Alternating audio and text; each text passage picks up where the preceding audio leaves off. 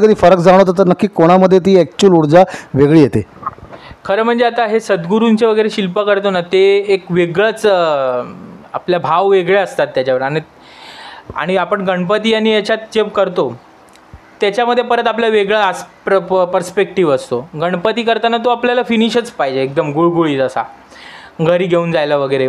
पण हे जे जे शिल्प असतात ना, ते तेवढे फिनिश नसावेत. टेक्निकली ते फिनिश नसतात तसे तेवढे, कारण त्याच्यामध्ये आपण जेव्हा हाताने माती लावतो ते आपल्या हाताचं पण पोत त्याच्यात राहिलं पाहिजे थोडंसं, कारण ते ब्लॉकिंग प्रोसेस आहे. ती जेवढी माती आपली जशी लागते, जे असे आपण त्या गणपतीच्या पद्धतीने फिनिश केलं तर त्याच्यातले डिटेल्स निघून जातात. ती मजा निघून जाते, त्याचा एक प्रोफेशनल अप्रोच निघून जातो. हे टेक्निकल सांगतो मी तुम्हाला.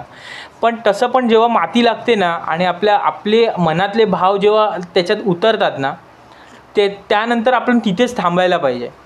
कुठे थांबायचं हे कळलं पाहिजे. काम करताना आत्ता इथे थांबलंच पाहिजे हे कळलं पाहिजे मेन आर्टिस्ट. हे असं का बोलला थांबला पाहिजे, म्हणजे नाही एक्झॅक्टली काय म्हणायचं तुम्हाला? कसं होतं की काम करताना ना अजून करतो हे लावत जातो. कुठे थांबायचं हे कळत नाही आपल्याला. आता समोर मॉडेल बसलं आहे आणि आपण क्लेवर करतो, किंवा फोटो आहे आपल्याकडे, फोटो बघून आपण लावतोय. फोटो फ्लॅट असतो, आपण माती लावत जातो, आपल्याला ते समजतच नाही की अजून करायचं आहे. पण हां, तर तिकडे समजलं पाहिजे आता बस, आता इथून पुढे मी ह्याच्या पुढे लागलं नाही पाहिजे. तर तो जो विषय आहे ना की इथे थांबायचं आहे आता, ते कळलं पाहिजे अचूक. ओके, थोडासा कलेसंबंधी विचारतो तुम्हाला. नक्की कलाकारांना जनतेने कसे पाहावं? म्हणजे एक आपलं एक पॉप्युलेशन आहे आणि मला माहीत नाही की इन्कम वाईज ह्याला कसा वाव आहे, आणि कलेवाईज हा छंद आहे, आवड आहे, पण माणूस कितीतरी मला वाटतं ते इन्कम नसल्यामुळे पण बहुतेक तुटत असतील आणि सर्विस जणं या प्रोफेशनमध्ये उतरत असेल असं वाटत नाही. तर ह्याच्यावर आपण काय म्हणाल?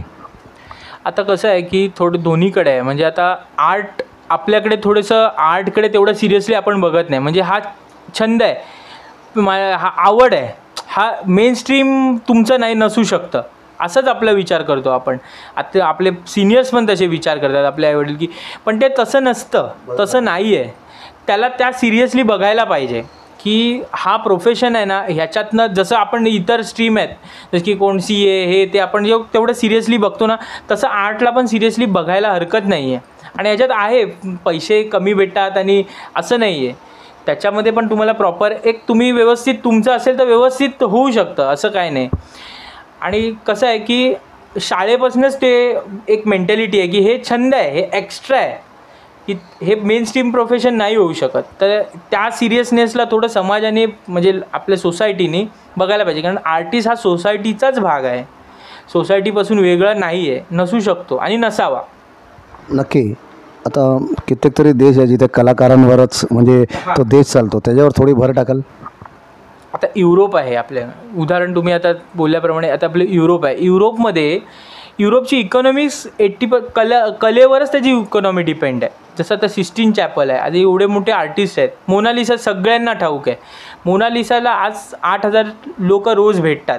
त्यांची इकॉनॉमी त्याच्यातनं कलेवरच त्यांनी काढलेली आहे, तेवढं सिरियसली त्यांनी घेतलेलं आहे. आपल्याकडे त्याच्याहून सुंदर सुंदर गोष्टी आहेत नक्की. चित्रकला लेवलवरतीच तुम्ही आज खूप लोक आहेत. आपले दीनानाथ दलाल असतील किंवा आचरेकर असतील, खूप चित्रकार आहेत. पण आज कुठेतरी त्यांच्यात तेवढं नाही माहिती, लोकांना तेवढं त्यांच्याबद्दल नाही माहिती. एक हुसेन सोडलं तर बाकी कोणाला चित्रकारच नाही माहिती. बरेच चांगले. तर मला बोलायचं याच्यातनं मतीचा अर्थ एवढा आहे की आपण पण ह्या गोष्टीला तेवढ्या सिरियसली बघून नक्कीच काहीतरी खूप चांगलं भविष्यात करू शकतो. नक्कीच. आता आपल्या इथे पण लोक बोलताना एकदम झपकून बोलतात, अरे अजंटा एलोरा. तर मी बोलल्यापेक्षा तुम्हीच मला वाटतं सांगावं की नक्की त्याचं पण नाव का घेत असतात?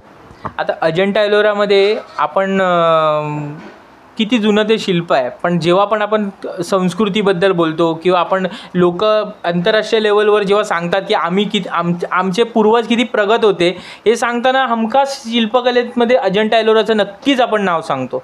म्हणजे तो संस्कृतीचा आपला भाग आहे अजंटा एलोरा. तर जेव्हा ते सांगितलं जातं तेव्हा आपण असा विचार नाही करत की आता की ते पुढे कसं कॅरी फॉरवर्ड होईल किंवा अजून आता इथून पुढे काय. तरी त्या मार्गाने आर्टिस्ट घडतातच आहेत, त्या लेवलनी देवाला काळजी आहे त्यामुळे ते आर्टिस्ट हे घडतातच आहेत कुठल्या मार्गावरनी. तर ॲस्थेटिक्स म्हणजे जो सौंदर्यशास्त्राचा प्रकार आहे तो कुठेतरी आपण आर्टिस्टनी त्या दृष्टीने बघून आणि समाजाने त्याला तेवढ्या सिरियसली घेऊन खूप चांगलं होऊ शकतं. थोडंसं असं बघण्यात येतं की कुठे पण आर्ट गॅलरीज असू द्या, म्हणजे कलाकार जर म्हटलं तर एक हँडीक्राफ्ट आलं, शिल्पकार आलं, इतर भरपूर ठिकाणी प्रकार आहे. तर आता जेव्हा मी कलाकारचा विषय घेतो ना, भारतभरमध्ये तुम्हाला काय वाटतं की काय नक्की ते फेस करत असतील की जिथे ते अडकतात आणि काय त्यांच्यासाठी वाव असेल जिथे ते पुढे जाऊ शकतात? आता तुम्ही पहिलं गॅलरीचं बोलला. आता किती पालक आहेत की जे गॅलरीत घेऊन जातात, जे आज कोटीनी आंतरराष्ट्रीय मार्केटमध्ये चित्र विकली जातात, ती अशी सहज डिस्प्ले गॅलरीत होतात.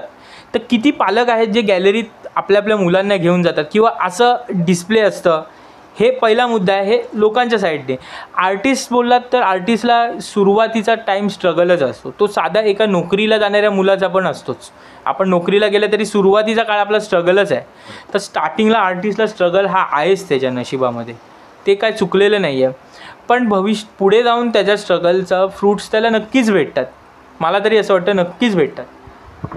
भारत कलाची संस्कृती भरपूर मोठी आहे आणि तरी पण भारतमध्ये आपल्या भारतात कुठेतरी ते ह्याला वगळण्याचं असं तुम्हाला कुठे दिसतं का?